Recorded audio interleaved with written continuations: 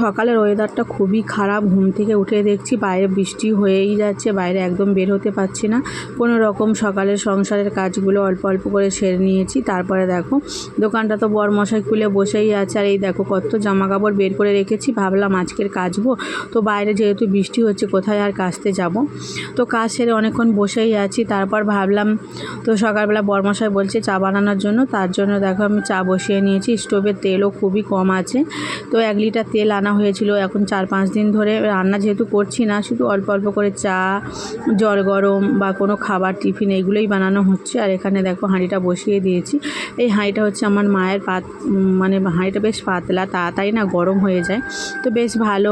মা আমাকে দিয়ে গিয়েছে, তো বললাম নিয়ে চলে যাওয়ার জন্য, না বললো আমাকে দিয়েছে, আবার পরে মাকে দিয়ে দেব। আর এই দেখো এটা হচ্ছে আমলিয়া দুধ, তো এই দুধের আজকে চা বানাবো। তো এই দুধের চা দেখছি 2-1 দিন ধরে বানাচ্ছি, বেশ খেতে ভালো হচ্ছে, তার জন্য এই চাটা বানাচ্ছি।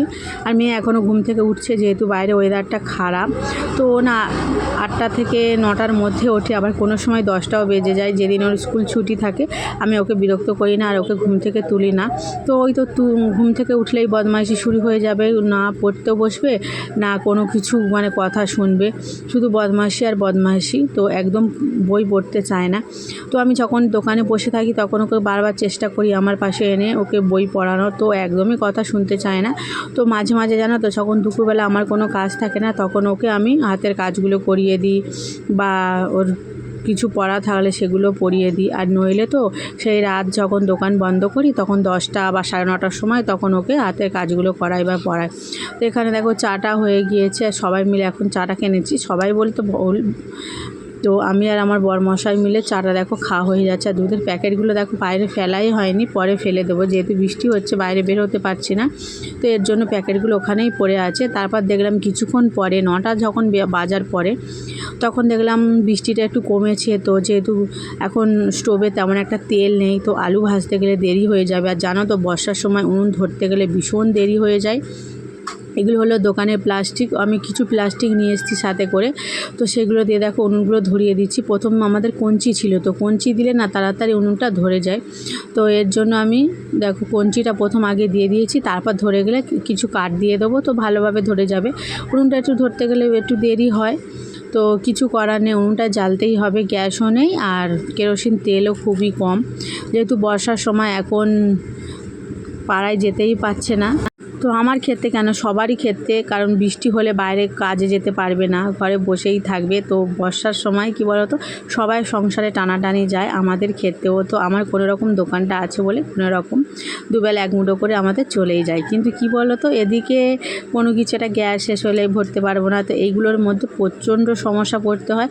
আর এই দেখো প্রায় 10-15 মিনিট পরে উনুনটা ধরে উঠেছে, তো কড়া বসিয়ে দিয়েছি। আলুটা বেশ মোটা মোটা করে কেটেছিলাম, কারণ একটু আলুটা মোটা মোটা করে কাটলে না আলুগুলো যখন ভাজার পরে একদম মানে ঘেঁটে যায় না, গোটা গোটা থাকে, বেশ ভালো লাগে। এই আলু ভাজাটা বেশ পছন্দ করে আমাদের বাড়ির সবাই।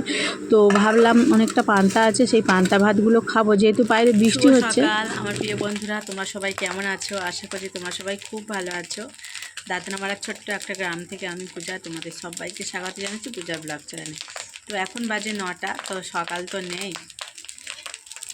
এই দেখো চলে এসেছি এই বাড়িতে রান্না করার জন্য, কারণ তোমরা তো সবাই জানো গ্যাসের প্রচুর সমস্যা যাচ্ছে। সমস্যা না, আমার বলাটা হয়তো ভুল হবে, কিন্তু আমাদের ক্ষেত্রে গ্যাসের সমস্যাটা খুবই যাচ্ছে, কারণ আমার একটা মিনি গ্যাস ছিল, তোমরা সবাই জানো। তো সেই গ্যাস আমি বুক করতে মানে দোকান থেকে ভরে নিয়ে আসতে পারছি না, কারণ লুজ গ্যাসে 160 টাকা করে কিলো নিচ্ছে। তো 1 কিলো গ্যাস আমার কদিন হবে বলো? তো আমাদের মধ্যবিত্ত সংসারে কিভাবে আমরা গ্যাসটাকে ভরে নিয়ে আসবো? সেটাই সমস্যা পড়ে যাচ্ছে। আর যেহেতু বর্ষা পড়ে যাচ্ছে তো ফুচকা বিক্রি করতে যেতেই পারছে না। শুধু কোনো মতে দোকানটার মধ্যে আমাদের সংসারটা চলছে। তোমরা তো দেখেছো আমাদের দোকানটা অনেকটা বড় না, ছোট একটা জায়গার মধ্যে আমরা দোকানটা করে চালাচ্ছি, কোনো রকম চলে। তো তাতে হিসাব করে চলতে হবে, এর বেশি কিন্তু চলা যাবে না। তো তাই সকাল থেকে এত বৃষ্টি হচ্ছে, তাও বৃষ্টির মধ্যে দেখো এই বাড়িতে এসেছি শুধুমাত্র আলু ভাজার জন্য। কারণ ঘরে অনেকটা পান্তা আছে, কালকে রান্না করেছিলাম, একটু বেশি করে রান্না করেছিলাম। কারণ যদি ভাত সে কম হয়ে যায় তো রাতে আর তো কিছু রান্না করতে পারবো না। তো তেল কিনছি 1 লিটার করে তেল, তো তেলটাকে একটু সেভ করে করে চালাচ্ছি, যাতে একটু চা, একটু তরকারি গরম বা একটু ডিম ভাজা এগুলো করতে পারি। তো ওই জন্যে আর কষ্ট করে উনুনে আসতে হচ্ছে, কারণ নিজেদের সামর্থ্য অনুযায়ী কিন্তু আমাদের চলতে হচ্ছে, এর ওপরে কিন্তু আমরা উঠতে পারছি না। কিছুদিন আগে বেশ ভালোই চলছিল, সবই ঠিক ছিল, হয়তো ভগবান আমাদের দিকে রাগ অভিমান করে আছে, তার জন্য আমাদের এরকম সমস্যা। কারণ আমার শরীর খারাপ, সপ্তাহে সপ্তাহে ডাক্তার দেখাতে যেতে হচ্ছে, তার উপরে এইভাবে সংসার কোনো রকম মানে আমাদের সংসারটা চলছে। তো সকালবেলা ভাবলাম একটু আলু ভাজি, তার সাথে সাথে অল্প একটু ভাত ভাজা করে নিই, সকালে টিফিনটা বড়মশাইকেও দেবো, আর অনেকটা পান্তা আছে। তো এখানে দেখো ভাতটা ভাজা করে নিয়েছি, ভাত ভাজার সাথে সাথে আমি কয়েকটা পেঁয়াজিও ভেজে নেব, কারণ এর সাথে বেশ পেঁয়াজি খেতে বেশ ভালো লাগে। তো আজকে যেহেতু খাওয়ার ভীষণ ইচ্ছা হয়েছে তার জন্য বানাচ্ছি, নইলে তো তেমন একটা ভাজাভুজি বানায় না। তো আলু, পেঁয়াজ আর একটা ডিম ফাটিয়ে আমি ভাত ভাজাটা করে নিয়েছি।